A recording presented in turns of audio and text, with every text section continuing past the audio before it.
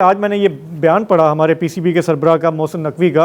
वो कह रहे हैं कि मुझे पता है कि टीम के अंदर क्या चल रहा है और शिकस्त की वजूहात क्या हैं और अब एक बड़ी सर्जरी की ज़रूरत है।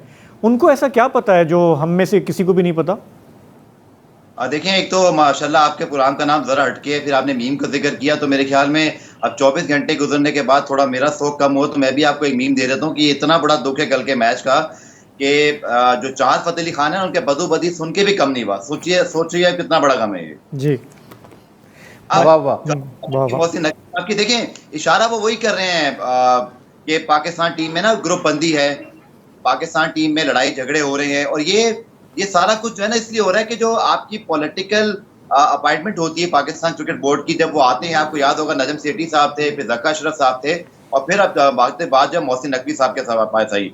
देखिए, कप्तान तब्दील हुआ, 3 महीने में वापस आ गए बाबर आजम, तो वो जो टीम के अंदर एक रिफ्ट है ना, वो महसूस की जा सकती है, क्योंकि एक कप्तान, आपको पता है, हर कोई चाहता है, ईगो है, खिलाड़ियों की ईगो कुछ ज्यादा ही होती है, एक कप्तान बना, उसको एक सीरीज के बाद हटा दिया गया, तो उनका इशारा बिल्कुल इस जानिब है।